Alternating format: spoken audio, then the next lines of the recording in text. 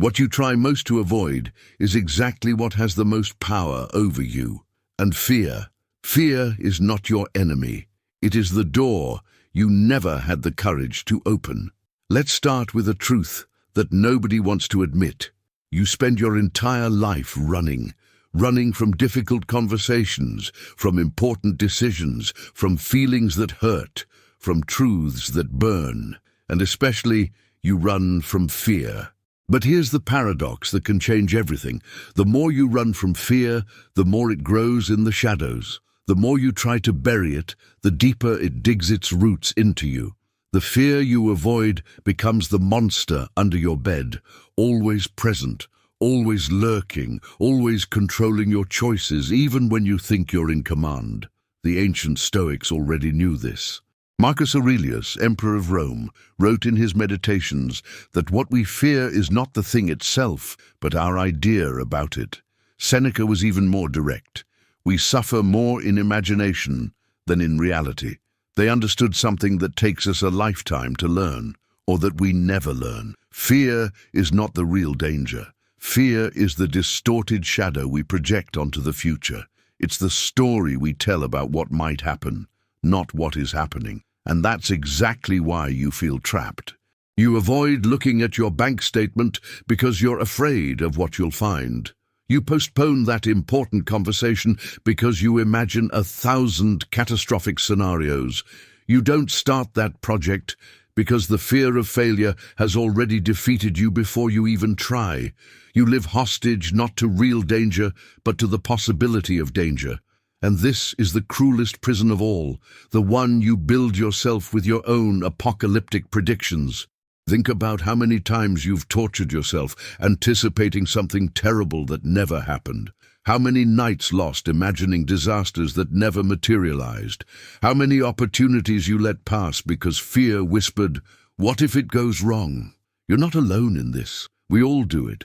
We have a brain programmed to look for dangers, to anticipate threats, to keep us safe. But this same survival mechanism that saved our ancestors from predators now imprisons us in imaginary fears. Neuroscientist Joseph Ledoux discovered that our brain processes fear before we're even conscious of it. The amygdala, that ancient structure in our brain, triggers the danger alarm milliseconds before our rational mind kicks in. This means you feel fear before understanding what you're feeling. And then your conscious mind rushes to justify this sensation, creating increasingly elaborate narratives about why you should be afraid. But here's the question that will open a door. What if fear isn't trying to destroy you, but to protect you in a completely misguided way? Let's go deeper. Fear is like that overprotective friend who never lets you leave the house. It thinks it's helping you, but it's actually suffocating you. Fear looks at the world and sees danger in everything. It wants to keep you in your comfort zone, in that small, tight space where nothing bad can happen. But it's also where nothing good happens. It's where you survive, but don't live. And the tragedy is that you listen to this overprotective friend as if it were the voice of reason. You mistake caution for wisdom. You call prudence what is just paralysis, and gradually your world shrinks, your possibilities diminish, your life becomes a set of things you don't do because you're afraid. You know this feeling, that tightness in your chest when you need to make an important decision, that voice that says, "Better not risk it, stay where you are. At least here you're safe." And you obey. You stay. And while you stay, a part of you dies a little. The part that dreamed, that wanted to explore, that had the courage to be vulnerable. That part gets buried under layers of better not, and yes, what if it goes wrong? Psychologist Carl Jung said something revolutionary. What you resist persists. And with fear, this is even more true. The more you try to push it away, the more it sticks to you. The more you pretend it doesn't exist, the more power you give it. It's like trying not to think about a pink elephant. The very act of trying not to think makes the thought more present, more real, more impossible to ignore. Think about your phobias, your anxieties, your deepest fears. They all share one characteristic. You try to avoid them at all costs. And it's exactly this avoidance that keeps them alive. Because every time you turn away, every time you run, you're sending a message to your brain. This is dangerous. I need to fear this. And your obedient brain reinforces the fear, makes it bigger, scarier, more real. If you're already feeling that this conversation is touching something deep inside you, you won't want to miss what comes next. Subscribe to the channel because this journey of self-discovery is just beginning. Now, here's the turn. Here's the secret that contemplative traditions discovered millennia ago and that modern psychology is finally validating. The only way to transcend fear is to go through it, not run from it, not fight against it, but welcome it, invite it in, look at it with curiosity instead of terror. When you stop resisting fear and start observing it, something extraordinary happens. You realize that fear is just a sensation. It's energy moving through your body. It's thoughts passing through your mind. It's not you, it's not reality. It's just a temporary experience, like a cloud passing through the sky. Buddhist masters call this mindfulness practice. When you feel fear, instead of running or freezing, you stop and ask, and what is this fear like? Where do I feel it in my body? What's its texture, its temperature, its shape? And something magical happens. Fear, when observed closely, begins to lose its solidity. It becomes less threatening, less absolute, less real. It's like turning on the light in a dark room where you imagined there were monsters. The darkness seemed dense, threatening, full of invisible dangers. But when the light comes on, you see they're just furniture, shadows, familiar shapes distorted by the lack of light. Fear works the same way. When you illuminate it with your attention, it reveals itself as much smaller and less scary than you imagined. There's a powerful technique from acceptance and commitment therapy. Instead of trying to control your scary thoughts, you observe them as if they were leaves floating in a stream. They appear, pass by, and disappear. You don't need to grab them.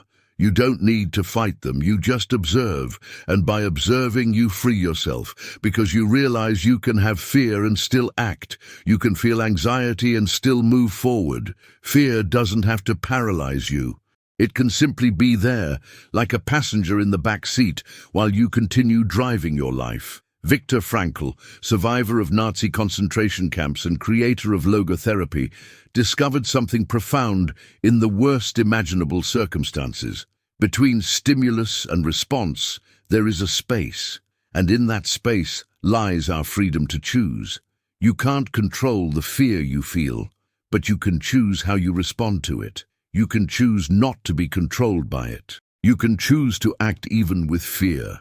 Think about the great heroes, the courageous artists, the visionary entrepreneurs. Do you think they don't feel fear? They do, deeply. The difference is they've learned to live with fear, to make it a companion, not a commander.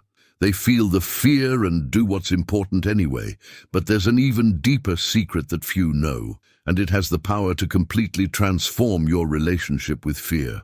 The secret is this: fear is always about the future. Always.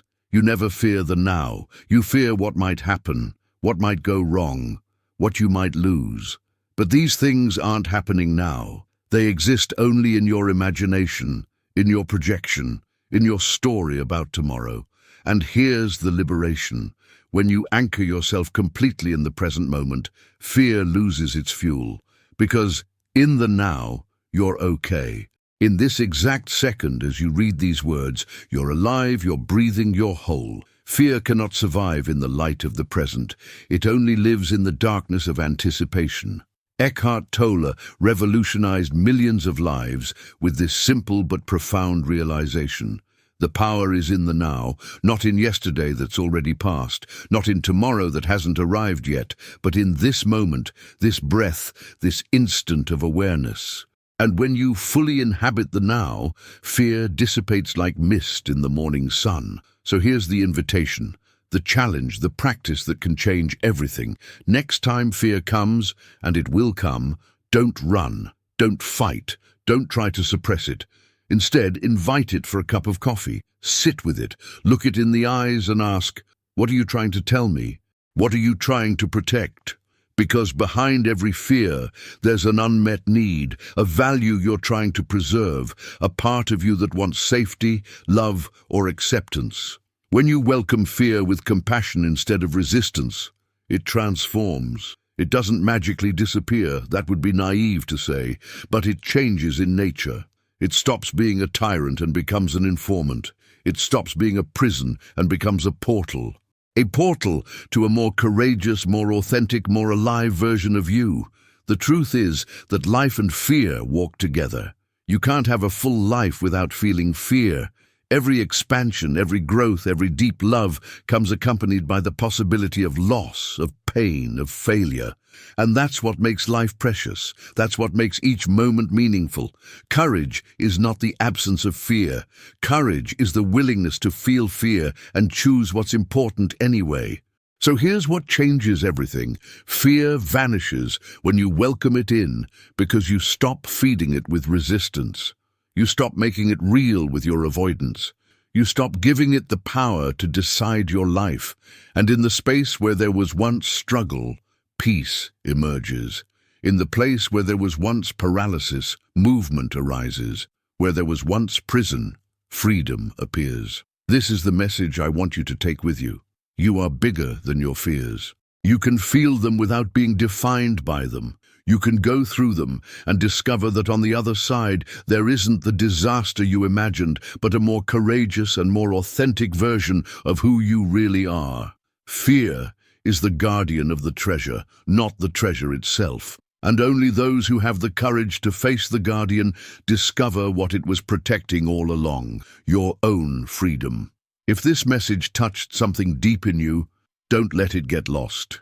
Like this video so more people can find it.